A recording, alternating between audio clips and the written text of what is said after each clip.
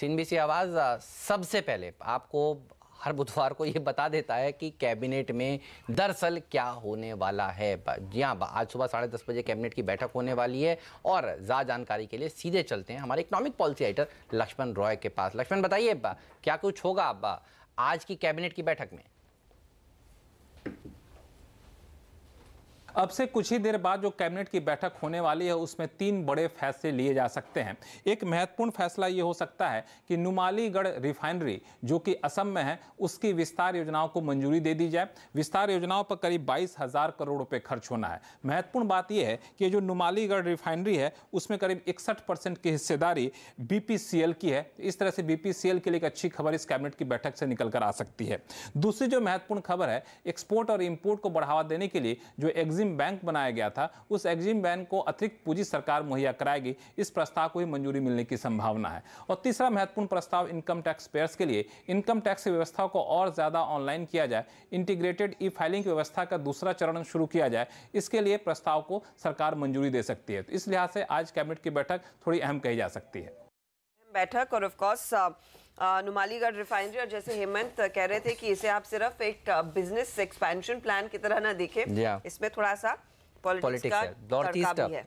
Voters को happy कर रहे हैं। देखिए सरकार और असम में दरअसल ये एक रिफाइनरी लगने जा रही है और ये पैसा मिलेगा BPCL को। बागले साहब वहाँ वैसे जॉब कर चुके हैं पहले BPCL में, असम वाले BPCL में। हाँ, बागले साहब ने एक बार ये डिस्क्लेमर हमें सबको सामने दिया था।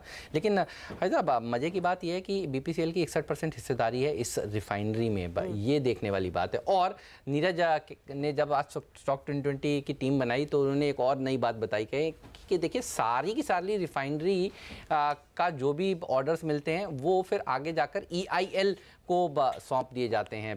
तो आज BPCL तो रडार पर रहेगा ही। मज़े की बात यह है हमारे आपके लिए पिछले 7 ट्रेडिंग सेशन में ₹2.5 डीजल महंगा हुआ है। सब लोग शॉर्ट हैं और पिछले कुछ दिनों में जिन शेयरों में लोग शॉर्ट थे, येस में, जेट में, इन्फीबीम में, कैस्ट्रॉल में, आपने देखा शॉर्ट कवरिंग किस तरह से हावी हुई। शॉर्ट इसलिए हैं लोग कि कुछ ब्रोकरेज हाउसेज ने रिपोर्ट्स में ये कहा है कि HPBP IOC के खराब नंबर आने वाले हैं। लेकिन आप देखिए इस कंपनी में तो दरअसल डिविडेंड आने वाला है ₹14 प्रति शेयर का।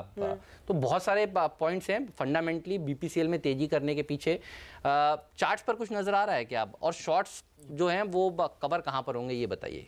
नहीं हेमंत, कल ही आपने देखिए कल ही शुरू हो गए थे शॉर्ट्स थोड़ा कवर करने, क्योंकि 3 हफ्तों की गिरावट के बाद कल पहला अपटिक आपको देखने को मिला और 3 दिन के हाईस को कल इसने क्रॉस किया है। तो मेरे हिसाब से तो शॉर्ट कवरिंग कल शुरू हो चुकी है और आज एक्सटेंड होनी चाहिए, जो शायद 354-55 तक के BPCL को ला सकती है। नीचे में 335 के एक स्टॉप लॉस के साथ मैं समझता हूँ अगर से आप लॉन्ग पोजीशन बनाना चाहे तो 335 के स्टॉप से इसमें लॉन्ग पोजीशन अभी बनाई जा सकती है। BPCL और EIL पर सर क्या व्यू है? बहुत पॉजिटिव सर। आप तो काफी बाहर पॉजिटिव व्यू रहा है, बट डिसअपॉइंट किया इसने। लेकिन बात सही है, लेकिन नीचे के लेवल पे और लेने की वो है सिफारिश, क्योंकि जो आपने बहुत अच्छा समझाया कि 22,000 करोड़ में से पैसे किसको मिलने हैं, किसको मिलने हैं। इनको मिलते हैं क्योंकि PMC चार्जेस होते हैं, और दूसरा मिलता है जो वो पाइप कंपनीज को मिलता है। तो हाइड्रोकार्बन सेक्टर में आप डाउनस्ट्रीम जो बेनिफिट्स देखें तो पंपिंग, पाइपिंग, इस टाइप की जो मोटर्स, इस टाइप की जो होते हैं इंफ्रास्ट्रक्चर, उसमें होता है। कुछ EPC प्लेयर्स भी हैं जो वो करते हैं।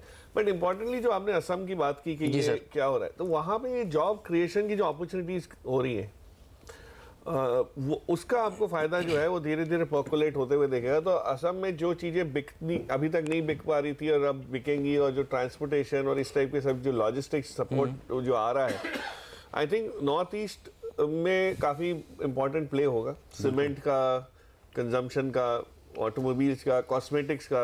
Incidentally Guwahati is one of the biggest centres for cosmetic consumption. नहीं हर्षदा तो कैसे आप मैं रही हूँ, वैसे शिलोंग में रही हूँ, इसीलिए कह रहा हूँ, बट गुवाहाटी आना जाना हुआ है। हाँ, तो आपने देखा होगा कि वहाँ पे जिस टाइप का, तो बट ये जो ट्रेंड्स हैं इसको डीपन होते हुए और दिखेंगे। So this is a very good. तो आपने बहुत सही बोली, इसको भूल जाते हैं लेकिन इसका असर आपको 12-24 महीने 36 महीने तक दिखेगा। EIL पर कोई व्यू सर? देखिए इस स्टॉक में जैसे कि प्रकाश जी ने कहा कि बहुत एक डल ट्रेडिंग सेशन चला है और बेस पिछले 3 महीनों से बन रहा है, पर प्राइस एक्शन देखने को नहीं मिला। तो बेस तो डेफिनेटली बन चुका है और बेस का लेवल है 115-16 के आसपास, एक मजबूत बेस बना है। एक्शन के टर्म्स में मुझे लगता है रिस्क रिवॉर्ड फेवरेबल है, क्योंकि 115 का अगर से आप स्टॉप रखते हैं तो मेरे हिसाब से टाइम लगेगा, पर शायद 150-155 के लेवल्स आपको आने वाले 4 से 5 हफ्तों के अंदर में EIL में देखने को मिल सकते हैं। चलिए, तो EIL पर रखिए नज़र, कैबिनेट के लिहाज से BPCL पर रखिएगा नज़र, और कैबिनेट में एक काम और होने जा रहा है कि एग्जिम बैंक को कुछ पैसा दिया जाएगा। एक्सपोर्ट इंपोर्ट आपको बढ़ावा देने के लिए सरकार पूरी कोशिश कर रही है। चलिए एक बार पूरा आपको बता देते हैं अब तक अब क्या निकल कर आया है, और आप देखिए क्या ग्लोबल मार्केट्स में बढ़िया संकेत नज़र आ रहे हैं। 150 पॉइंट नीचे था हांगकांग का बाजार जब हमने इस कार्यक्रम की शुरुआत करी थी, बल्कि स्टॉक 2020 की शुरुआत जब हम कर रहे थे तो 150 पॉइंट नीचे था, और क्या रिकवरी देखने को मिली है। आप देखिए डाउ फ्यूचर्स भी संकेत ये दे रहा है कि 60 पॉइंट की बढ़त देखने को मिलेगी अमेरिका के बाज़ारों में, और अमेरिका के बाज़ारों ने एक बढ़िया प्रदर्शन कल के सत्र में दिखाया था। और हांगकांग का बाज़ार देखिए डेज लो से अब डेज हाई पर आ गया है।